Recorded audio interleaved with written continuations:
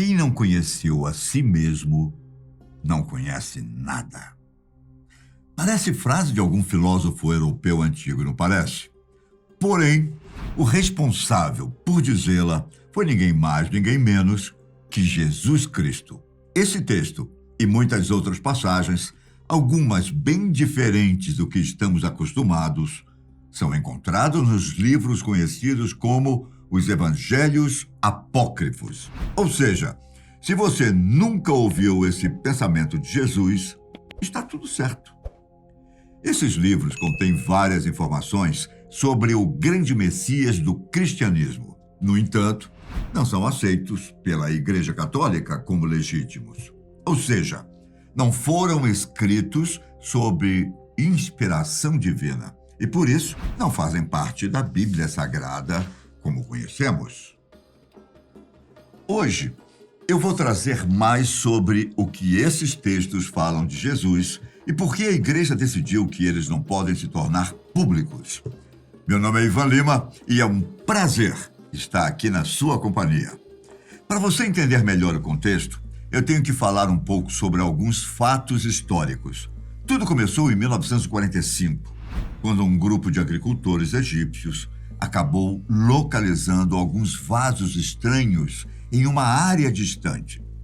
Dentro desses objetos havia um grande achado arqueológico, dezenas de textos religiosos, escritos por volta dos séculos II e IV. A descoberta aconteceu na região da cidade de Nag Hammadi e o local passou a ser chamado de Biblioteca de Nag Hammadi. Os autores desses textos, quem são? Você já ouviu falar de cristãos gnósticos? No início do cristianismo, esse grupo era conhecido pelas suas práticas um tanto quanto diferentes dos outros membros da mesma religião. A base da crença deles vinha de um dos ensinamentos mais conhecidos atribuídos a Jesus. Não é necessário igreja para cultuar a Deus. Inclusive, esse grupo dizia conhecer mais sobre o Mestre e ter informações divinas além das que estavam nos 4 evangelhos que abordam a vida do Messias na Bíblia oficial, conhecida também como canônica. Vale lembrar que essa mesma versão das Sagradas Escrituras acaba sendo diferente em diversas linhas do cristianismo, como entre protestantes e católicos, ou ainda em relação aos ortodoxos, por exemplo. Entretanto, eu falo hoje das versões mais conhecidas aqui do nosso lado do mundo. Então, continuando, embora diferentes, os cristãos primitivos e os cristãos gnósticos conviveram bem, de certa maneira, durante vários anos, até um importante evento da história do cristianismo. O famoso Concílio de Nicéia. Ele foi realizado no ano de 325 d.C. Nesse encontro, dos mais importantes da igreja na época, foi decidido quais livros iriam entrar para a Bíblia final. Os livros apócrifos ou gnósticos ficaram de fora da relação. Tudo devido ao conteúdo que traziam, que mostrava um lado, digamos, mais humano de Jesus. Os responsáveis pela igreja primitiva queriam passar uma imagem mais sagrada do homem de Nazaré, assim como de sua própria origem, além de traçar um paralelo claro que Cristo seria o Messias anunciado no Velho Testamento. Os gnósticos não acreditam muito nisso. Alguns grupos acham até mesmo que Jesus teria nascido de um relacionamento carnal e comum e depois adotado por Deus como o Messias. Fato é que depois do concílio, os cristãos primitivos começaram uma verdadeira caçada contra os gnósticos e seus textos. A propaganda contrária a essa linha aconteceu de diversas maneiras. Padres e bispos discursavam sobre como essas obras possuíam apenas mentiras e heresias. Os que eram pegos com elas poderiam sofrer torturas e até mesmo morrer. Os pergaminhos propriamente ditos eram queimados ou jogados no rio. E foi nesse contexto que as escrituras encontradas na biblioteca de Nag Hammadi foram escondidas lá na época. Não se sabe se os cristãos gnósticos fizeram isso para se protegerem ou para preservarem seus credos. Porém, com esses exemplares, os historiadores estão traçando uma nova história para o cristianismo. Importante ressaltar: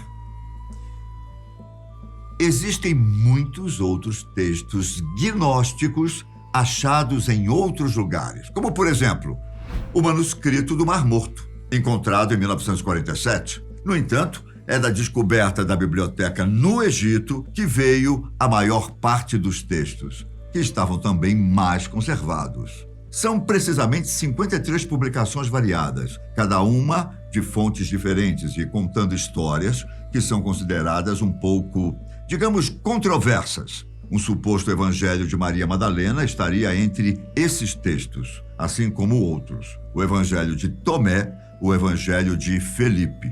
Como eu já disse, especialistas da história do cristianismo apontam que nessas passagens Jesus Cristo aparece mais humano, fazendo coisas que vão totalmente contra a imagem que a igreja promoveu do Filho de Deus. O melhor exemplo disso seria a relação mais íntima de Jesus com Maria Madalena. Muitos estudiosos alegam, há anos, como a imagem da mulher foi deturpada pela igreja durante séculos. Nesses escritos, as testemunhas afirmam que a suposta prostituta seria, na realidade, a apóstola preferida do Messias, até mesmo beijando-a na boca. No mesmo texto, relata-se o ciúme de outros apóstolos com ela, causando até um certo tipo de rixa entre o grupo. As citações apócrifas, por sinal, possuem essa característica um pouco diferente do cristianismo comum. Eu não quero dizer que essa religião é machista, e sim trazer aquilo que estudiosos estão analisando. O teor das publicações tem uma certa mensagem de valorização à mulher. Madalena, por exemplo, recebia revelações privilegiadas de Jesus, além de ser autorizada a pregar tanto quanto os outros discípulos. O Nazareno, nesses textos, seria alguém muito mais tolerante com os erros das outras pessoas. Além disso, o conteúdo traz uma mensagem mais ligada à procura de espiritualidade e por autoconhecimento, ao contrário da linha da igreja, que dá ênfase à busca pela salvação com o intermédio da própria instituição. Isso pode parecer um pouco complexo, porém, essa ideia se abrange ainda mais.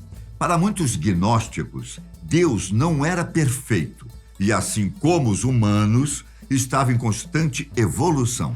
A saída para a punição eterna seria, para vários grupos, o conhecimento.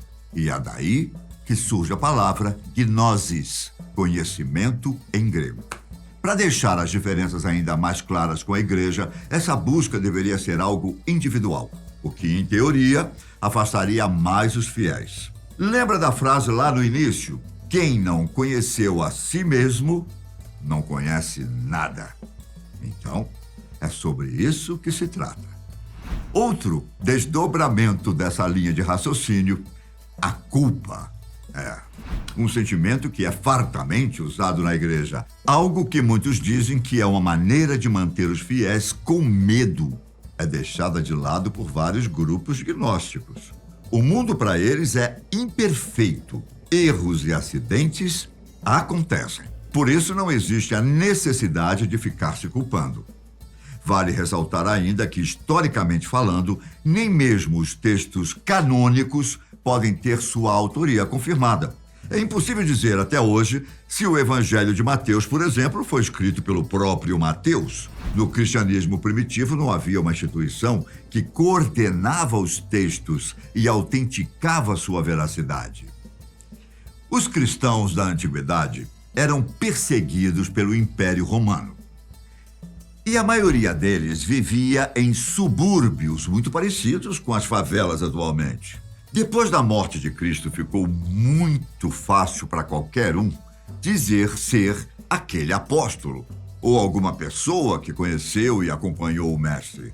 Por isso, como você deve ter percebido, é ainda mais difícil atestar se esses textos apócrifos são reais ou não. Fato é que a Igreja Gnóstica Cristã tem registro em vários países. Os grupos nunca deixaram de existir. Porém, com as descobertas de mais publicações ocorridas principalmente no século XX, esses religiosos ganharam força e se uniram. Eu quero ressaltar mais uma vez que a Fatos respeita a crença e a fé de todos. E o que foi colocado aqui hoje são informações escritas por especialistas na área. Agora, antes de ir, eu queria saber a sua opinião sobre esse assunto. Os textos apócrifos para você são verdadeiros ou são histórias sem fundamento? O que você acha? Comenta aqui embaixo. Um grande abraço, fiquem com Deus e até a próxima. Tchau!